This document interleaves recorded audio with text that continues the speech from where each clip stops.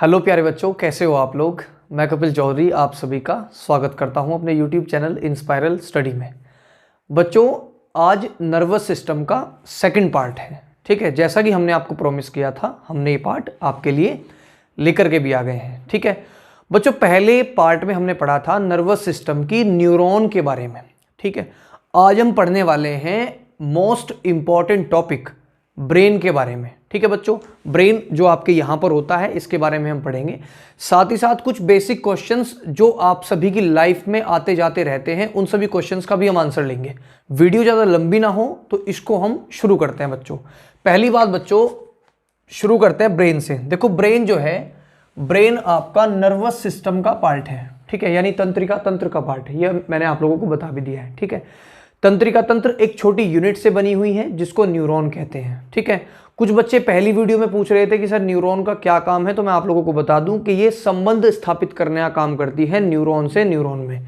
ठीक है ना, और संदेश वाहक का काम करती है, यानी मैसेज भेजने का काम करती है। ठीक है बच्चों, तो इसके द्वारा ही मैसेज भेजे जाते हैं। क्लियर। अब जो आपका ह्यूमन ब्रेन है बच्चों, बहुत इंपॉर्टेंट पार्ट है हमारे शरीर का। इतना इंपॉर्टेंट पार्ट है कि हमारे जो भगवान जी हैं, ठीक है, भगवान जी ने इसको बहुत बढ़िया सपोर्ट में रखा है। ठीक है, अगर बढ़िया सपोर्ट में नहीं रखेंगे तो क्या होगा, हम टूट फूट जाएंगे और ब्रेन जो है वो डैमेज हो जाएगा। जब डैमेज हो जाएगा तो हम लोग क्या कर जाएंगे, परलोक सिधार जाएंगे। ठीक है, तो बच्चों इसके पीछे बहुत बड़े बड़े कारण हैं, है ना। आप लोग देखो कि भाई जब इतना इंपॉर्टेंट पार्ट है तो फिर हमारे सर पे एक छोटे से पार्ट में क्यों रख दिया, आप कहीं अंदर इसको रखते। जैसे आपका हार्ट रहता है, जैसे आपके लंग्स रहते हैं, जैसे आपकी किडनीज रहती हैं, तो ज़्यादा सेफ रहता। तो बच्चों बिल्कुल नहीं, भगवान ने जो भी किया है आप सभी के भले के लिए किया है। बात को समझो। तो बच्चों स्टार्टिंग कर लेते हैं ब्रेन से। ब्रेन को कहाँ रखा गया है, पहले इसकी लोकेशन जान लेते हैं। बच्चों आप सभी को पता है कि ब्रेन जो है हमारा, वो हमारी खोपड़ी में होता है ना। आप लोग देखते हैं स्केलेटन वगैरह। ठीक है, तो सबसे ऊपर वाला स्केलेटन, क्या मैं आपके सामने खड़ा हूं एग्जांपल, ये पूरा जो सिस्टम है ना, ये पूरा, ये मेरा जो जिसको हम कह सकते हैं फेस है, तो यहाँ पर ये पूरा जो पोर्शन है, यहाँ पर ये हमारा ब्रेन होता है। ठीक है, मस्तिष्क होता है। ठीक है बच्चों, अब ये मस्तिष्क जो है वो पूरी बॉडी को कंट्रोल कर रहा है। देखो, एक छोटा सा पार्ट पूरी बॉडी को कैसे कंट्रोल कर सकता है, लेकिन कर रहा है। तो इसका मैकेनिज्म जानने की करेंगे कोशिश। पहली बात बच्चों, ब्रेन जहां पर स्थित होता है, ठीक है, वो आपकी 8 क्रेमियम, ठीक है, जो क्रेमियम हड्डी है, ठीक है, ये हमारा ये जो पोर्शन है, ये क्या है, क्रेमियम हड्डी। देखो यहां पे लिखा हुआ है क्रेमियम खोल में ब्रेन बंद रहता है। ठीक है, खोल मतलब ये खोल जो होता है वो हड्डियों का खोल होता है। एक एक पॉइंट यहाँ पे आई होप कि आज आपको दिख रहा होगा। मैंने बहुत बड़ा बड़ा लिखा है क्योंकि वीडियो थोड़ी बड़ी तो जाएगी, लेकिन पूरी वीडियो में हम कंटेंट पे अपने ध्यान रखेंगे। ठीक है, तो बच्चों पहली बात कि ब्रेन जो है हमारा, वो ब्रेन क्रेमियम के खोल में बंद रहता है। ठीक है, बंद रहता है का मतलब है कि उस पे बाहर से अगर हम छोटी मोटी ऐसे करते हैं, देखो ऐसे कोई फर्क नहीं पड़ता। ये जो असर जा रहा है पूरा, ये असर जो जा रहा है वो क्रेमियम खोल पे जा रहा है। ठीक है, यानी हम जो ऐसे करके मारते हैं, ये जो हम मार रहे हैं, ठीक है, तो ये जो ऊपर है ये क्रेमियम का खोल है। इस पर ज़्यादा आप जोर से मारेंगे तो आपका जो है क्रेमियम का खोल से अंदर भी आपका इफेक्ट जा सकता है, एक्सीडेंट वगैरह हो जाते हैं। अभी बताऊंगा आपको। ठीक है, वेट करो। ठीक है बच्चों, तो पहले क्रेमियम खोल में ब्रेन बंद रहता है, पहला पॉइंट है, मैंने लास्ट में लिखा हुआ है, लेकिन कोई दिक्कत नहीं। अब बच्चों ऐसा तो नहीं है कि क्रेमियम खोल अगर होगा तो क्रेमियम खोल किसका है, हड्डियों का है। तो हड्डियों में ब्रेन कैसे रह सकता है। ठीक है, ब्रेन कैसे, देखो हड्डी जो है अगर ब्रेन उसमें अटैच रहेगा, ठीक है, तो हो सकता है कि जैसे हम चलते हैं, घूमते हैं, या छोटे बच्चे ऊपर से कूद जाते हैं, है ना, या हमारा पैर फिसल जाता है, हमारा सर लगता है बिल्कुल नीचे धरती में, तो ऐसे तो ब्रेन टूट फूट सकता है, क्योंकि हड्डी जो है वो ठोस है। बात को समझो, हड्डी तो ठोस है, तो उसमें क्या होता है, उसमें एक लेयर होती है। ठीक है, देखो 8 क्रेनियल बोन्स इसकी रक्षा करती है, पहली तो बात ये है ना। हमारे जो यहाँ पर 8 क्रेनियल बोन्स है, ये क्या करती हैं, इसकी रक्षा करती हैं। दूसरा पॉइंट, ये हड्डियों में क्या होता है, फिब्रस जॉइंट होता है। ठीक है, ये 8 हड्डियां जो हैं वो रेशेदार जोड़ के द्वारा बंधी रहती हैं, जॉइंट रहती हैं, समझ गए। फिब्रस जॉइंट जो होता है उससे क्या होती है, जुड़ी रहती है। क्लियर बच्चों। नंबर 3, ब्रेन को पतली झिल्ली सपोर्ट देती है। अब बच्चों देखो, ये यहां पर मान लो ये क्रेनियल बोन्स है, इनके अंदर आपकी एक झिल्ली रहती है, उस झिल्ली को कहते हैं मेनिनजेस। ठीक है, मेनिनजेस कहते हैं बच्चों, ध्यान से समझ लो। ठीक है, ये कई बार क्वेश्चन पूछा गया है कि जो ब्रेन के अंदर जो क्रेनियल बोन्स होती हैं उनके अंदर जो आपकी पतली झिल्ली है उसको हम क्या कहते हैं, तो मेनिंजेस कहते हैं उसको। बच्चों ऑप्शन में आपका मेनिंजेस आएगा या फिर मेनिंजोइट आएगा, बात को समझ लेना, ठीक है। अब ये जो पतली झिल्ली है, ये पतली झिल्ली 3 स्तरों में बटी हुई है, ठीक है। अब अगर एक झिल्ली होगी तो कोई भी तोड़ फोड़ सकता है, उसको आसानी से हो जाएगी, लेकिन इन क्रेनियल बोन्स के अंदर ये जो खोल है उसके अंदर 3 स्तर होते हैं बच्चों, एक बाहरी स्तर, एक मध्य स्तर और एक इनर स्तर। बाहरी स्तर को कहते हैं ड्यूरामेटर, ठीक है, बाहरी जो स्तर है, ठीक है। उसके बाद दूसरे जो मध्य है उसको कहते हैं एरेकॉइड, और तीसरा जो है पायामेटर। बच्चों कई बार क्वेश्चन पूछा गया है कि आपके ब्रेन के अंदर जो झिल्ली होती है, जो पतली झिल्ली होती है, उसके अंदर कौन सा जो स्तर है वो भोज्य पदार्थ और O2 का संवहन करता है या जो ब्रेन तक आपका पहुंचाता है, तो कौन पहुंचाता है, आपका पायामेटर, ठीक है। ध्यान रखना इसको, कोई नहीं बताएगा आपको, ठीक है बच्चों।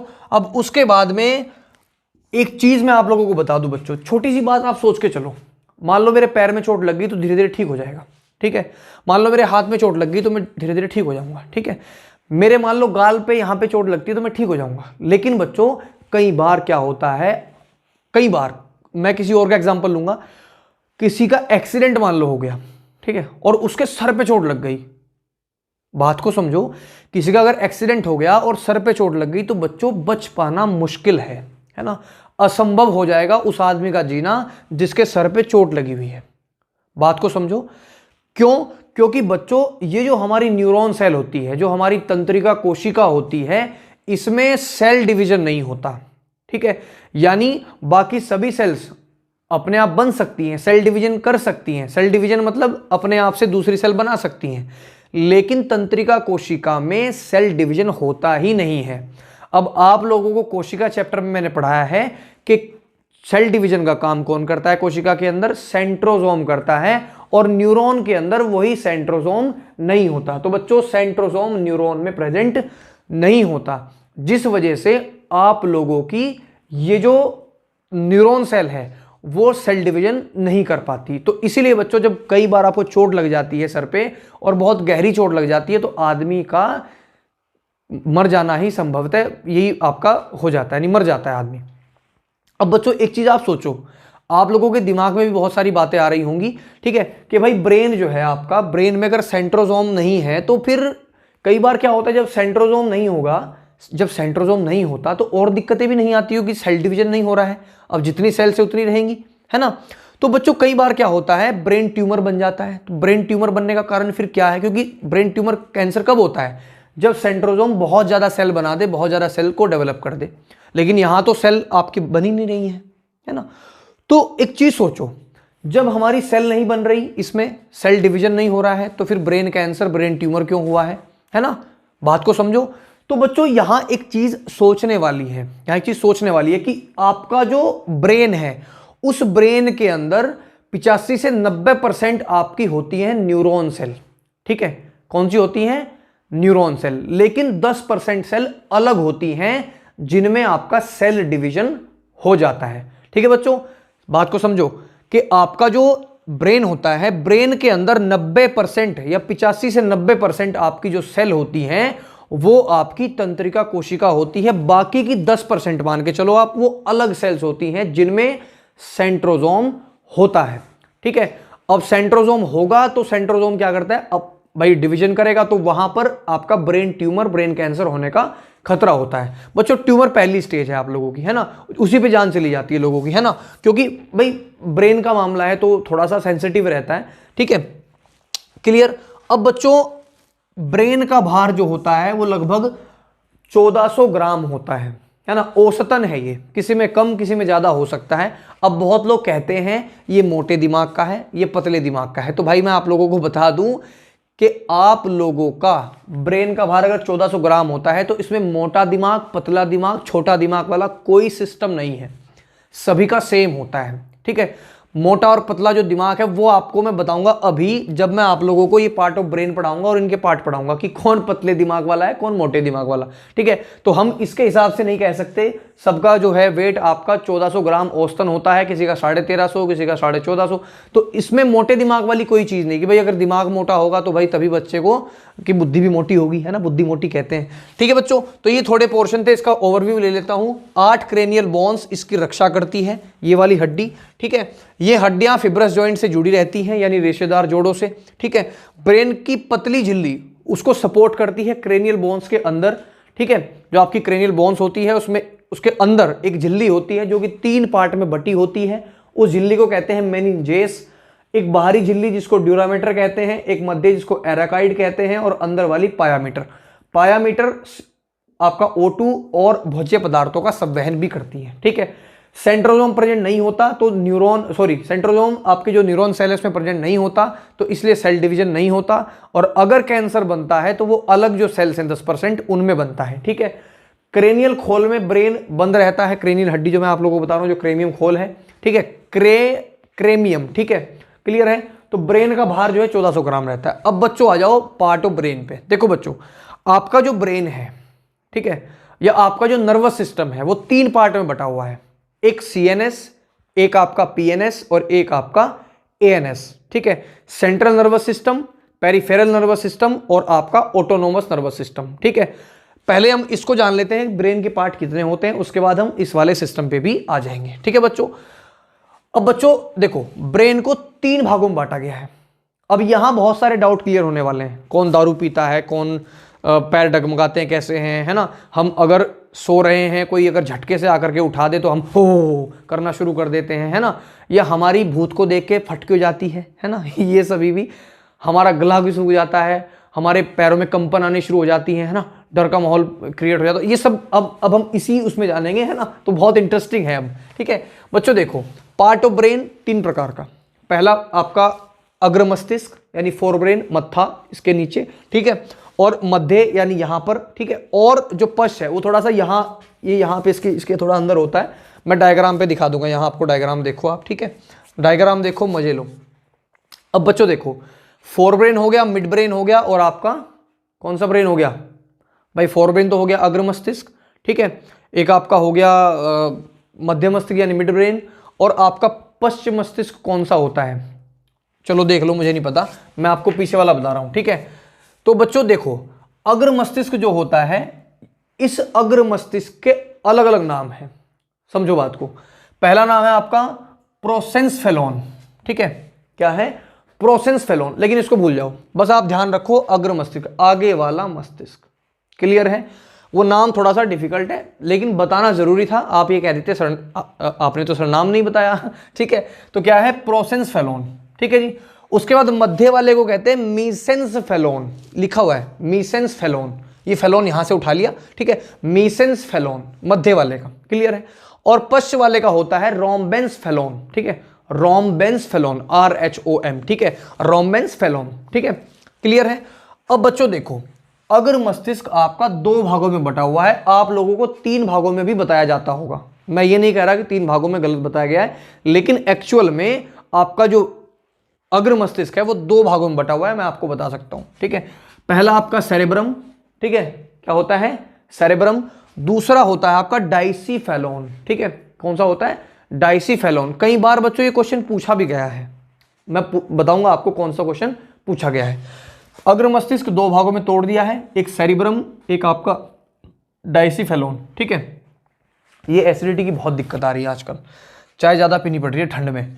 तो बच्चों डाइसीफेलोन, अब देखो सेरिब्रम जो है, फंक्शन अभी बताऊंगा पूरा इसको बना करके, पहले आप देख लो कि कौन कितने प्रकार का होता है।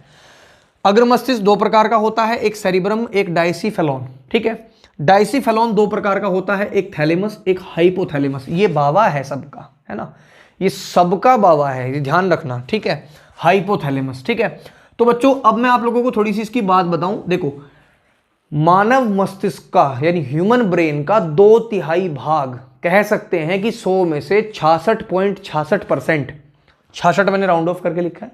ठीक है, यानी कह सकते हैं 2/3 भाग में क्या आता है? देखो, 100 में से 2/3 का मतलब है कि 100 में से 3 भाग, तो 33 और 33 यानी 66.66% भाग आपका सेरिब्रम का होता है, सॉरी आपका अग्र मस्तिष्क का होता है। क्लियर है बात। उसके बाद बच्चों ये 2/3 भाग हो गया। अब आते हैं मध्य भाग पे। मध्य भाग भी 2 भागों में बटा है। पहला आपका कार्पोरा। अब इस कार्पोरा को का जो पूरा नाम है वो मैं आपको बता देता हूं, लेकिन वो पूरा नाम आपको याद नहीं करना, बस आपको नॉलेज के लिए बता रहा हूं। कार्पोरा क्वाड्रिजेमिना, ठीक है, कार्पोरा क्वाड्रिजेमिना, लेकिन आप याद कर लोगे कार्पोरा, बस मजा आ जाएगा इसमें, ठीक है, क्लियर। दूसरा पार्ट होता है आपका सेरिब्रल पेंडिकल, ठीक है, सेरिब्रल पेंडिकल, क्लियर है बच्चों। उसके बाद में जो पश्च भाग है आपका वो है आपका सेरिबेलम और मेडुला ओब्लांगाटा, ठीक है। हमारी जो खाने पीने की चीजें वो सब इसको ये देखता है, लेकिन अभी हम डिस्कस करेंगे, सारी बातें आपको बताएंगे, खुल्लम खुल्ला आपको बताया जाएगा ये सब चीजें, और समझ भी आ गया होगा बच्चों। फटाफट से लो इसका स्क्रीनशॉट, फिर हम अपनी वाली पे आते हैं देसी क्लास पे।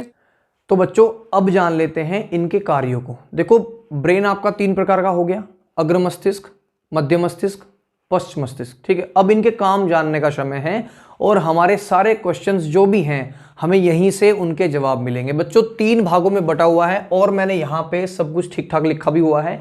अब एक एक चीज को आप मेरी भाषा में समझ लो, अपनी भाषा में समझ लो, ठीक है बच्चों। देखो भाई, पहले जो है हमारा वो है अग्र मस्तिष्क, ठीक है।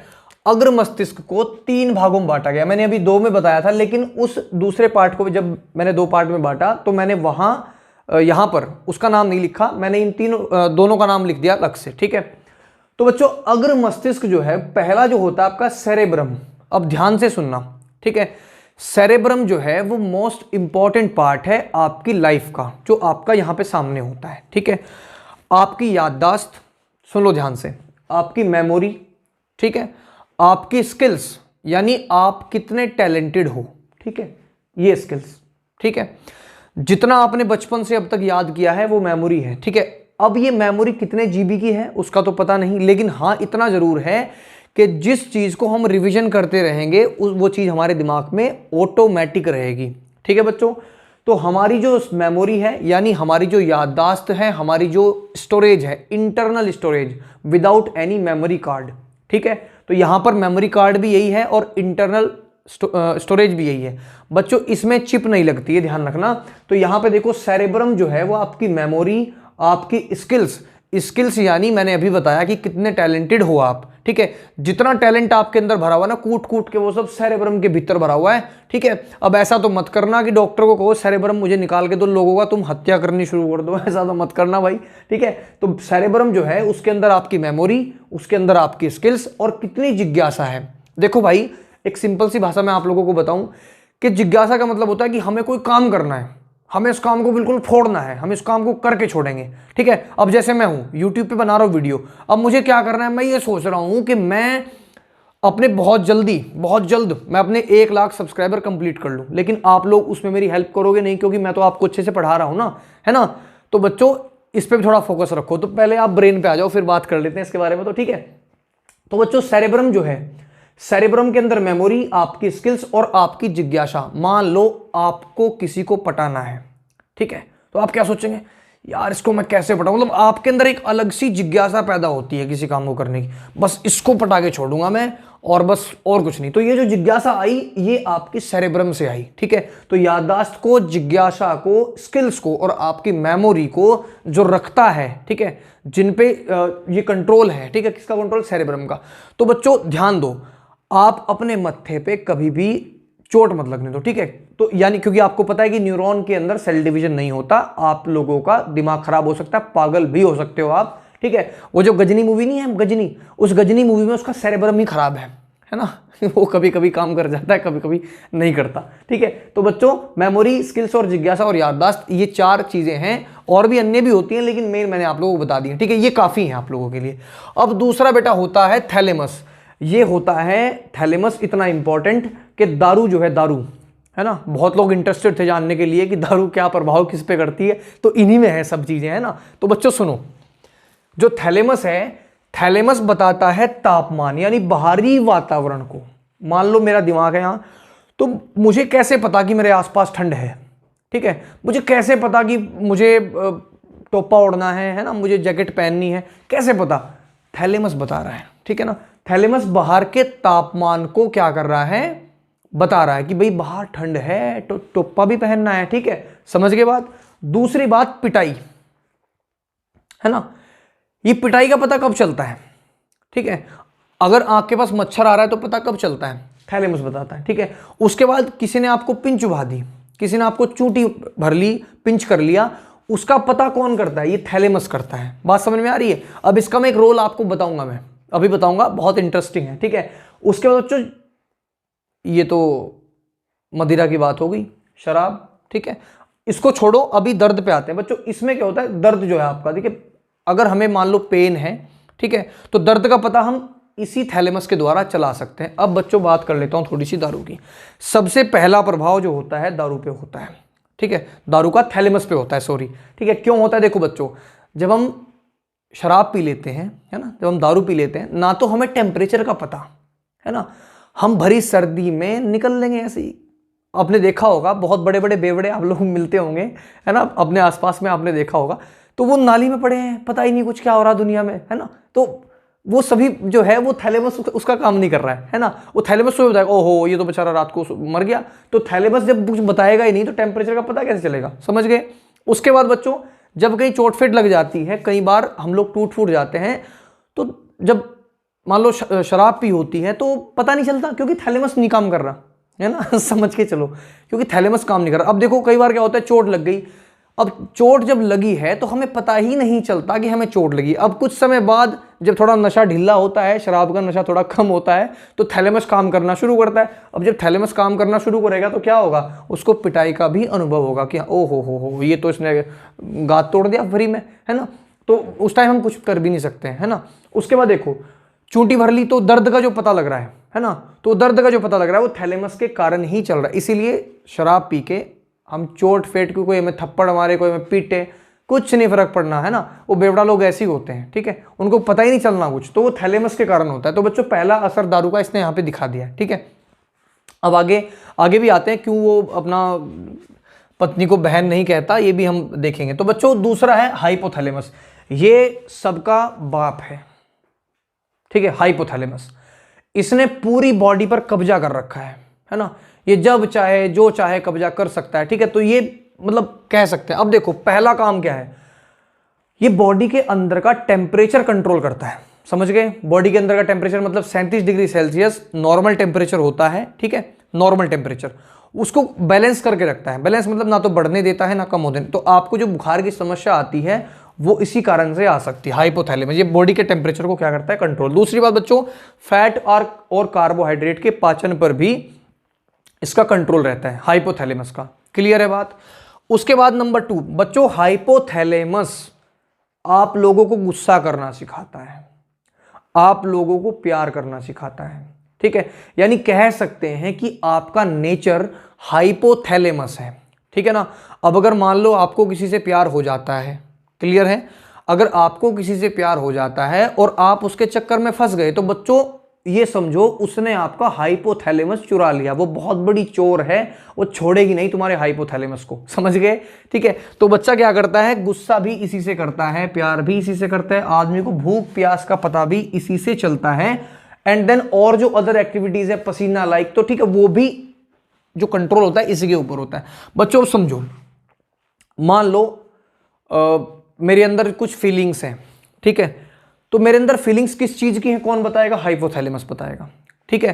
अब वो जो दिल बनाते हो ना आप, इस तरीके का दिल जो बनाते हो, वो दिल जो है, वो दिल भी ये हाइपोथैलेमस, इसको समझ के चलो, है ना। तो जो लड़की आपका दिल चुरा ले जाती है, समझो आपका हाइपोथैलेमस गया, है ना, वो लेके चली गई उसे, है ना। आपका सुख चैन दर्द सब उसने छीन लिया, ठीक है। बस बाद में वो दिक्कत ना करे, तो बस थोड़ा ठीक है मामला, ठीक है बच्चों। तो हाइपोथैलेमस जो है गुस्सा, प्यार, भूख प्यास, पसीना सब, यानी आपके नेचर को डिसाइड ये करता है कौन ज्यादा खड़ूस है, कौन ज्यादा अच्छा है ना, किसका नेचर कितना बढ़िया है कितना खराब, सब डिसाइड करता है हाइपोथैलेमस, ठीक है बच्चों। अब होता क्या है, ये सब बातें हमें पता कैसे चलती हैं, ये पता चलेगा आपके मध्य मस्तिष्क यानी कि आपके मिड ब्रेन में। बच्चों 2 प्रकार का होता है कार्पोरा, एक तो, और दूसरा होता है सेरिब्रल, ठीक है। पहला कार्पोरा, दूसरा सेरिब्रल। अब होता क्या है, कार्पोरा का काम क्या है बच्चों, जो हम अपनी आंखों से देखते हैं ना, अपने कानों से सुनते हैं, ठीक है, जो हम आंखों से देखते हैं और कानों से सुनते हैं, उस मैसेज को ये कार्पोरा सेरेब्रम में भेजता है। ठीक है, बात समझ में आई। अब जैसे मान लो मैंने कोई मूवी देखी, मैं देख रहा हूं कबीर सिंह, ठीक है, ऐसी मूवी बताऊंगा आप लोगों को ठीक है, जो याद भी रहेगी। अब कबीर सिंह मैंने मूवी देखी, उसमें हमारा इंटरेस्ट भी आ रहा है क्योंकि हाइपोथैलेमस चाह रहा है ना ये सब चीजें सोचना। ठीक है, तो हम लोग कबीर सिंह मूवी देख रहे हैं, तो एक एक चीज जो कबीर सिंह के डायलॉग हम लोग सुन रहे हैं। ठीक है, अब कुछ लोगों ने आश्रम देखी होगी, तो बॉबी देओल के डायलॉग बहुत दबा के मार रहे हैं वो। ठीक है, तो वो जो हम देख रहे हैं, है ना, वो जो बॉबी देओल का लुक है वो हमारे सामने आ रहा है बार बार, क्योंकि हम उसको क्या कर रहे हैं, हमने उसको देखा है और हमने उसको सेरेब्रम के पास भेजा है और वहां मेमोरी स्टोर हो गई। ठीक है, जो सुना है, कई बार हम लोग दूसरों की सुन करके दूसरों से भिड़ जाते हैं, है ना, तो ये जो सुनने वाला है, ठीक है, ये जो मान लो किसी ने आपकी चुगली कर दी, तो किसी ने आपकी चुगली करी तो कार्पोरा ने सुन लिया। ठीक है, अब कार्पोरा जो सुनेगा वो सीधा कहां भेजेगा, सेरेब्रम पे। अब सेरेब्रम मेमोरी स्टोर कर रहा है। ठीक है, सेरेब्रम मेमोरी स्टोर करेगा, अच्छा हाइपोथैलेमस को पता, अच्छा जी इसने मुझे गाली दी, ठीक है, उठा ले डंडे और सोटे पेल पाल के आ जाओ घर। ठीक है, तो पूरा का पूरा सिस्टम काम कर रहा है, पता चल गया। यहां से चुगली सुनी, चुगली सुन करके सेरेब्रम को बताई, सेरेब्रम ने क्या करा, हाइपोथैलेमस, है ना, क्योंकि इसी का पार्ट है अगर मस्तिष्क का, तो अच्छा हाइपोथैलेमस क्या गुस्सा हो जाएगा, अच्छा मुझे छेड़ा है, मुझे गाली दी, तो वो तो रेल बना देगा उसकी। समझ गए बात। उसके बाद एक हरियाणवी में कहते हैं दही तोड़ देगा उसकी, है ना, गात मरोड़ देगा, तोड़ फोड़ देगा, ये सब चीजें हैं। ठीक है, तो ये सब कौन देख रहा है, ये सब चीजें। अब बच्चों देखो, ये जो मध्य मस्तिष्क है, कई बार देखो हम लोग क्या करते हैं, हम लोग बैठे पढ़ रहे हैं, मान लो मैं वीडियो बना रहा हूं, मेरा ध्यान इधर उधर नहीं है। ठीक है, तो अभी अगर मच्छर आके बैठ जाए तो मुझे कैसे पता, है ना, अगर मच्छर पीछे आके बैठ जाए, वो डंक मार ले, तो कैसे पता चलेगा। मान लो मैं सो रहा हूं, ठीक है, मान लो मैं सो रहा हूं, तो मेरा दिमाग तो क्या सोने में लीन है, बिल्कुल मस्त, है ना, मैं तो कोई खोया हुआ हूं कहीं किसी के राजकुमारी के ख्याल में। लेकिन अचानक से कोई आता है, ठीक है, अचानक से कोई आता है तो हम झटपट आ गए एकदम, पता नहीं हाँ क्या हो गया क्या हो गया।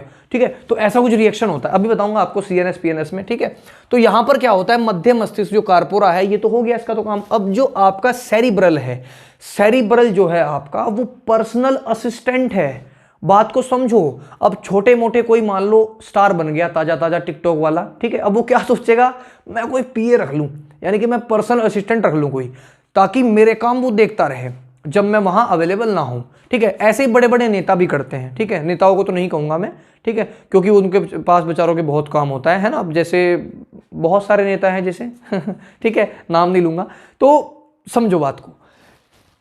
इस मध्य मस्तिष्क यानी हमारा जो नर्वस सिस्टम है, उसको एक पर्सनल असिस्टेंट चाहिए। अब नए नए टिकटॉकर भी रख रहे हैं, मुझे ऐसा पता चला है। ठीक है, तो सेरेब्रल जो है आपका, सेरेब्रल एक पर्सनल असिस्टेंट है, ताकि स्टैंड बाई में काम कर सकें, है ना। कह सकते हैं कि मेरा फोन है तो मेरे फोन में बैटरी लगी हुई है ना। अब बैटरी के साथ मैंने स्टैंड बाई में कुछ रखा हुआ है, मान लो बहुत लोगों को आदत होती है एक बड़ा फोन एक छोटा फोन, मेरे पास भी है। ठीक है, तो ऐसे ही ये पर्सनल असिस्टेंट है, जो इसके बाद, है ना, इसके पूरे ब्रेन बिजी होता है, तो उस टाइम वो कामों को देखता है। अब जब ब्रेन बिजी होता है तो बहुत कम समय रहता है, तो इसको ज्यादा आदत भी नहीं होती। तो ये जो आपका है सेरिब्रल, ये पर्सनल असिस्टेंट का काम कर रहा है, और ये हमारे जो पूरा जो सिस्टम है, नर्वस सिस्टम, उसको स्पाइनल कोड यानी मेरु रज्जु से कनेक्ट करता है। ठीक है, किसको करता है कनेक्ट, मेरु रज्जु को। ये कहने का मतलब है, मैं मान लो मैं अपने मामा के यहाँ जा रहा हूँ, है ना, या मेरे परिवार में सभी चले गए, है ना, लॉक बंद करके, तो क्या कह के जाते हैं मोहल्ले वालों को, भाई ध्यान रखियो कोई चोर वोर ना जाए, कभी हमारा सामान उड़ा के ले जाए। अब सारा सामान तो लेके नहीं जा सकते, है ना। अब एक टाइम ऐसा आया था, घर पे चूल्हा आपका जो है, गैस चूल्हा सिलेंडर मोटर कुछ नहीं छोड़ रहे थे लोग बाग, है ना। एक बार वो सरिये वाले आए थे, अब पता नहीं क्या क्या हुआ। ठीक है, तो यहां पर क्या करते हैं कि भाई हम अगर घर अपना ताला बंद करके जा रहे हैं, हम लोग मान लो कहीं बिजी हैं, तो हम कहते हैं भाई हमारे घर का ध्यान रखियो, हमारे घर से कोई चीज ना चुरा ले। ठीक है, तो ऐसा काम कौन करता है, सेरिब्रल करता है। अब बच्चों आ जाओ पश्च भाग पे। ठीक है, पश्च मस्तिष्क। ठीक है, ये दो भागों में बटा होता है, एक आपका होता है सेरिबेलम और एक आपका होता है मेडुला ऑब्लांगाटा। दारू का असर इस पे भी होता है, समझना ध्यान से। ठीक है, अभी मैं डाउट्स आपके लूंगा। ठीक है, पश्च भाग में दो भाग होते हैं, दारू का असर किस पे ज्यादा होता है, इस पे, सेरिबेलम, यानी कह सकते हैं कि सेरिबेलम पे और थैलेमस पे, ये दो ऐसे हैं जिन पे दारू खुलेआम अटैक करती है, खुलेआम बिल्कुल। अब समझना कैसे बच्चों, सेरिबेलम जो है, सेरिबेलम जो है वो शरीर के संतुलन का नियंत्रण करता है।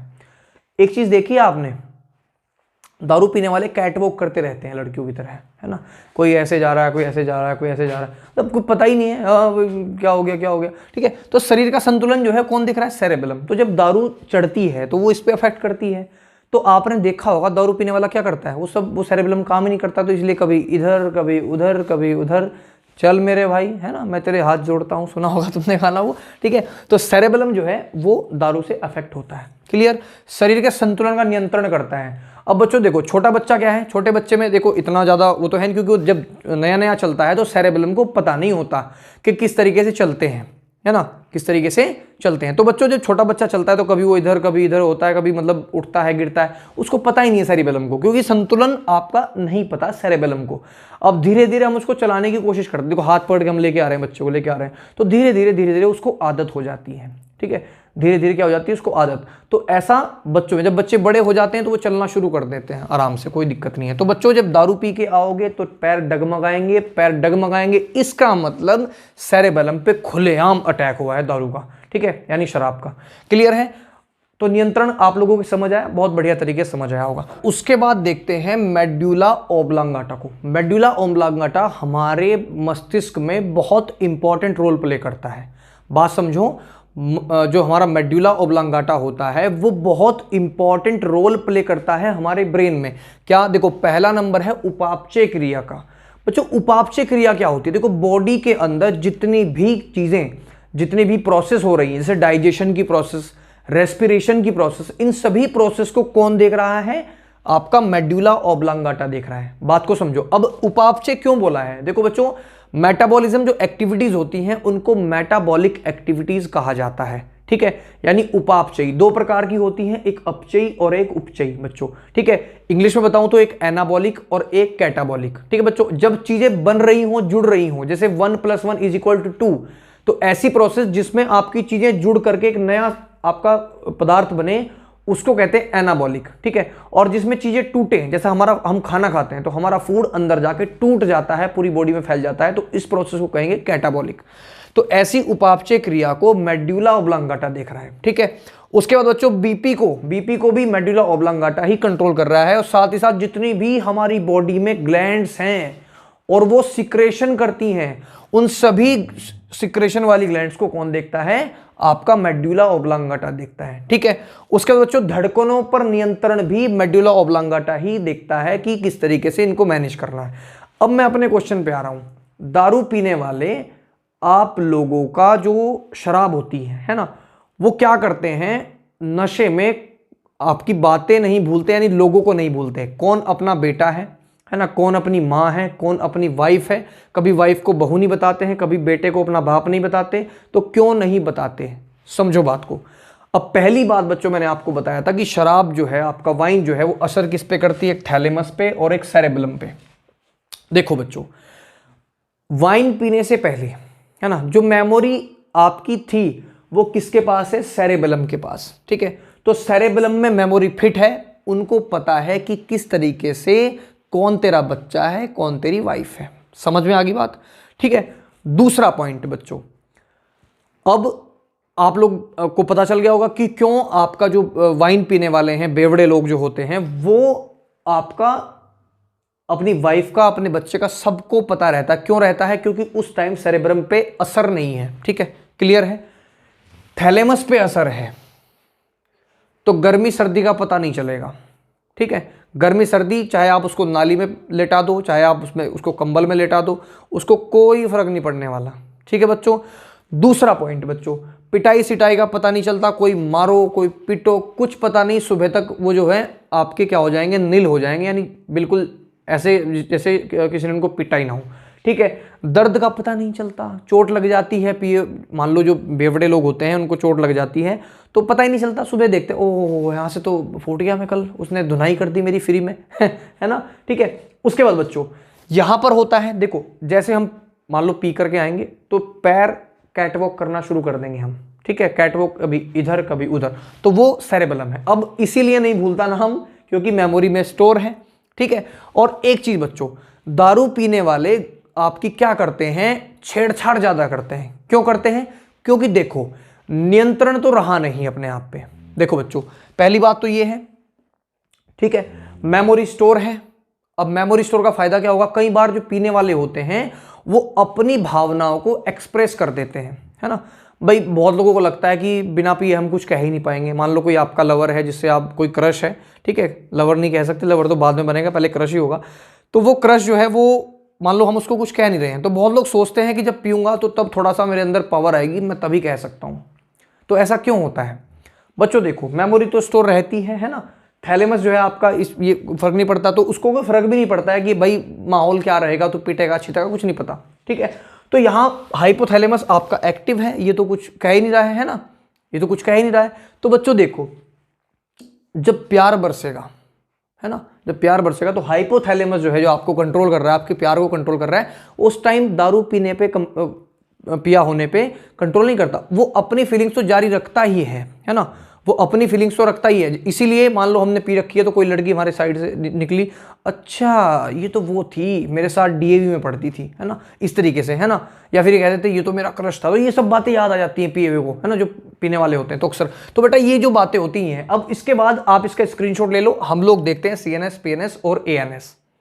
तो बच्चों अब हम देख लेते हैं कि आपका जो नर्वस सिस्टम है वो कैसे 3 पार्ट में बटा हुआ है। इन्हीं 3 पार्ट में हम स्पाइनल कोड यानी मेरु रज्जु को भी पढ़ लेंगे। तो बच्चों नर्वस सिस्टम जो है वो 3 पार्ट में बटा हुआ है, एक आपका CNS, एक आपका PNS और एक आपका ANS, ठीक है।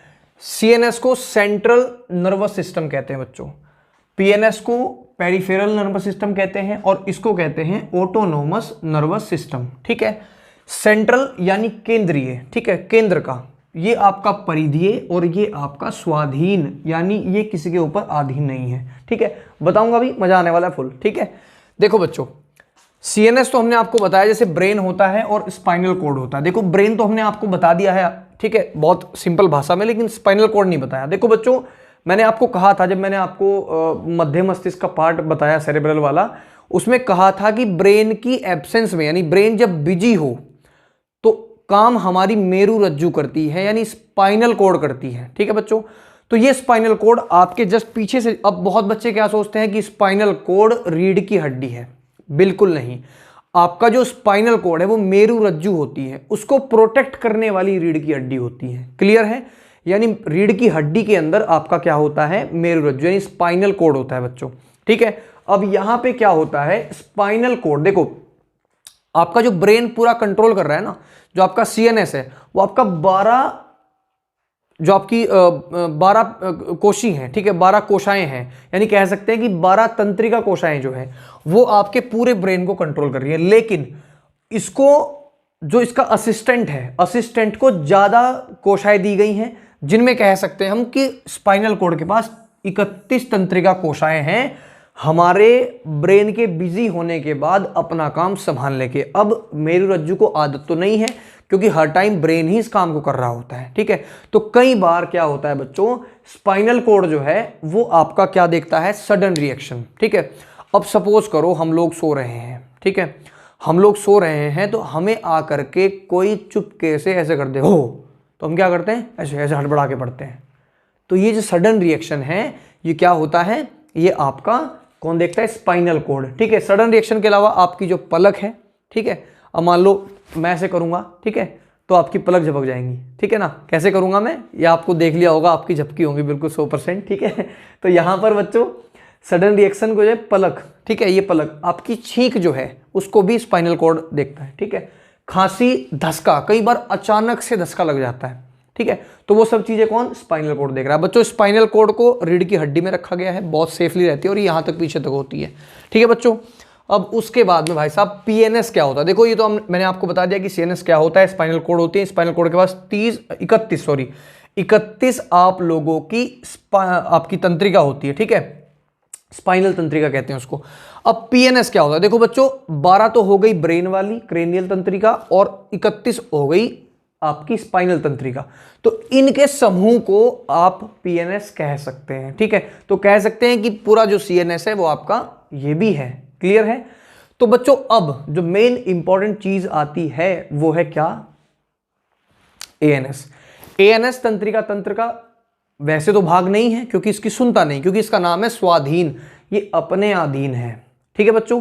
अब समझते हैं, देखो ANS जो है वो ये जो आपकी 12 क्रेनियल तंत्रिका है और 31 स्पाइनल तंत्रिका है, इनमें से कुछ तंत्रिकाओं को ये ले लेता है, ठीक है, और उन सब का ग्रुप बनाता है और उन सब के ग्रुप से आप लोगों को डराता है, ठीक है। कैसे, सुनो, इनमें से कुछ तंत्रिका इसने ले ली और इनमें से कुछ तंत्रिका इसने ले ली, ठीक है, यानी इन 12 में से कुछ ले ली और इन 31 में से कुछ ले ली। तो कह सकते हैं कि भाग तो इन्हीं का ही है, लेकिन इसके ऊपर हमारे मस्तिष्क का जोर कुछ नहीं है, ठीक है। बताऊंगा कैसे नहीं है, ठीक है। तो इनमें से कुछ तंत्रिका इधर चली गई तो इसने ग्रुप बनाया और ग्रुप बना करके देखो बेटा, इसमें जो है ये 2 प्रकार की होती है, यानी ऑटोनोमस है ANS आपका 2 प्रकार का होता है, ठीक है। इसमें जो घटनाएं हो सकती है 2 प्रकार की। पहली हो सकती है अनुकंपीय यानी सिंपैथेटिक, ठीक है, और दूसरी हो सकती है पराकंपीय जिसको कहते हैं पैरासिम्पैथेटिक, ठीक है। अब बच्चों मैं आप लोगों को बता दूं कि इस चीज का क्या रोल है। देखो बच्चों, हमारी जो धड़कन है, ठीक है, धड़कन बढ़ जाती है कई बार, है ना, वो सब ये देखता है, ठीक है। ये सब अनुकंपीय घटनाएं हैं। रोंगटे खड़े हो जाना, मुंह सूख जाना, पसीना आना, ठीक है, और पेशाब कर देना, है ना, यहाँ पे लिखा है मुंह देना, ठीक है। क्लियर बच्चों। अब देखो एग्जाम्पल, देखो इसका कितना कड़ा एग्जाम्पल आपको मैं देने वाला हूं। सपोज करो आप लोगों के, है ना, आप लोग कहीं रात में जा रहे हैं, मान लो आप कहीं बाहर पे और आपको घर जाना है, ठीक है। अब वहां पे नाइट हो गई, ठीक है। अब आप बच्चों क्या हुआ, आप अपनी बाइक से चले, है ना। अब जब आप बाइक से चले अपने, तो रास्ते में कोई जंगल पड़ता है, समझ जाओ, रास्ते में कोई जंगल पड़ता है बच्चों। अब उस जंगल पे क्या हुआ कि ऑटोमेटिक तुम्हारी बाइक पे आकर के कोई पीछे बैठ जाता है, जो आपको नहीं पता, है ना, कि कौन बैठा है। अब आपको पता है कि उस जंगल में कुछ ऐसी घटनाएं हो रखी हैं जो आप लोगों को मार भी सकती हैं, तो डर पैदा हुआ, ठीक है। बात को समझो। अब अचानक से मान लो कोई आकर के पीछे बाइक पे बैठ गया, तो आप लोगों क्या हुआ, रोंगटे खड़े हो गए, आप लोगों की सिट्टी पिट्टी गायब, ठीक है, आपके रोंगटे हो गए खड़े, ठीक है। दूसरी चीज क्या हुई बच्चों, आपकी धड़कन बढ़ गई, है ना। धड़कन जब बढ़ जाती है तो क्या होता है, अब देखो अगर कोई ऐसे आकर के आपकी बाइक के पीछे बैठ जाता है और पता नहीं क्या है, जबकि हमने सुना ऐसा है कि उस आपके बाग में से कुछ ऐसा है, कुछ, है ना, कि भाई वो हमें ख़त्म भी कर सकता है, तो हमारी धड़कन बढ़ गई, ठीक है। अब धड़कन जब बढ़ी तो रोंगटे भी खड़े हुए और बच्चों लार बनना तो बंद हो गया, बिल्कुल लार वार ठप, मुंह बिल्कुल सूख गया, ठीक है। उसके बाद में बच्चों अब उसने क्या किया, तुम्हारे रख दिया कंधे पर पीछे से हाथ। अब पता है नहीं तुम्हें, ठीक है, अब पता है नहीं, तो अचानक बेटा क्या हुआ, आप लोगों का पेशाब निकल गया। अब डर लगेगा भाई कि भूत बैठ गया पीछे आके, तो क्या होगा, है ना, बात को समझो। तो यहां पे क्या हुआ, ये सारी जो घटनाएं हुई हैं ये सब अनुकंपीय घटनाएं हैं। लेकिन बाद में क्या होता है, बाद में क्या होता है कि इन सब का नॉर्मल हो जाना, ठीक है, इन सब का नॉर्मल हो जाना। मान लो आप जैसे उतरे, वहीं पे आपने देखा भाई उतर करके, तो देखा ये तो कोई ऐसी परी है, हूर की परी, तो अच्छा ये तो परी है, उससे बात करके तुम्हें बहुत बढ़िया लगा, तो उन घटनाओं को का नॉर्मल हो जाना। तो समझो बच्चों, ये जो आपका ऑटोनोमस है, अब इस पे कंट्रोल क्या है, मान लो आपके सामने भूत खड़ा है ना, तो क्या कंट्रोल है भाई, फटेगी तुम्हारी, तो तुम्हारी क्या हम सबकी फटेगी, है ना। तो भूत खड़ा है तो मान लो दिक्कत आएगी। अब मान लो पीछे से किसी ने हाथ लगा दिया तो भी दिक्कत आएगी, भाई पता नहीं क्या आ गया सुनसान रास्ते में, है ना।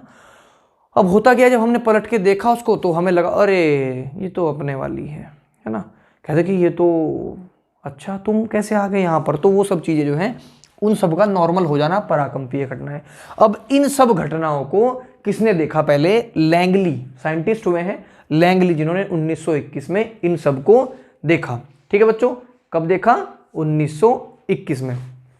तो बच्चों सब्सक्राइबर हाइड किए हुए हैं मैंने, क्यों किए हुए हैं, क्योंकि आप लोग सब्सक्राइब नहीं करते, है ना।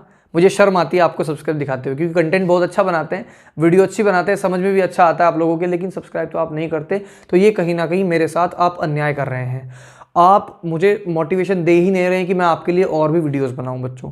तो आप जब मोटिवेशन देंगे तभी वीडियो बना पाऊंगा बच्चों आगे चल के, नहीं तो बहुत क्रिएटर आते हैं चले जाते हैं, है ना। अब जब आपके बीच से अगर कोई आपके साथ खड़ा हुआ है, कोई गांव का पर्सन खड़ा है, कोई आपका भाई खड़ा है, कोई आपके गुरुजी खड़े हैं, आप जो भी आप जिस भी रूप में समझो, तो उसको आप सपोर्ट करें। ये आपका बहुत ज़्यादा हक बनता है और ये मेरे ऊपर भी आपका हक बनता है ना। क्योंकि बच्चों आप ही मुझे उस लेवल तक लेके जाओगे कि मैं आप लोगों की और ज़्यादा हेल्प कर सकूं। क्योंकि फ़िलहाल बच्चों आप लोग देख सकते हो, मैं टाइम आपको दिखा सकता हूं। अगर आप टाइम देखें, टाइम देखो कितना हुआ है, 11:18 पे बना रहा हूं वीडियो, ठीक है, देख लो एक बार, 11:18 हुए हैं। 11:18 पे वीडियो बना रहा हूँ, इसको एडिट भी अभी करूँगा, ठीक है, एडिट भी करूँगा और इसको अपलोड भी अभी करूँगा, टाइटल वाइटल सब, यानी कि 2 या 3 बज जाएंगे। तो बच्चों सोने का भी टाइम नहीं मिलता आप लोगों की वजह से। क्यों नहीं मिलता? क्योंकि हम आपको कुछ देना चाहते हैं। हम चाहते हैं कि हमारे बच्चे हमारी जो दी हुई शिक्षा है उसको ग्रहण करें और अच्छे तरीके से समझ पाएँ। तो बच्चों सपोर्ट करिएगा, बाकी आपका मन है, आप सपोर्ट करें, बहुत अच्छी बात है। बच्चों जितना सपोर्ट करेंगे उतना हम आपको सपोर्ट करेंगे। बहुत बच्चे गालियाँ भी देते हैं, लेकिन कोई बात नहीं भाई, आपकी गालियाँ भी सराखों पे, आपसे मोटिवेशन मिलता है बहुत ज़्यादा। कई बार तो डिमोटिवेटेड हो जाते हैं कि बच्चों की कमेंट्स देख के कि भाई इस तरीके से हम लोग आप लोगों को कुछ बताते हैं और आप लोग जो है इस चीज़ को नेगेटिव वे में लेते हो। बच्चों हमारा काम है एजुकेशन प्रोवाइड करना, सपोर्ट करना, प्यार करना आप लोगों के हाथ में है। आप सपोर्ट करेंगे तो हम भी खड़े हो जाएंगे, नहीं तो कहीं दब जाएंगे किसी कोने में। तो बच्चों आज के लिए इतना ही। जय हिंद, जय भारत। सब्सक्राइब करने के लिए नहीं कहूँगा क्योंकि आप लोगों को पता है कि हमारे गुरुजी हमारे बीच के ही हैं, तो आप लोग खुद समझ जाइएगा कि सब्सक्राइब करना है, लाइक भी करना है। आज के लिए इतना ही बच्चों, जय हिंद, जय भारत। फिर मिलते हैं एक ऐसी इंटरेस्टिंग वीडियो में। आज का लेक्चर कैसा लगा कमेंट करके ज़रूर बताना। Bye bye, take care.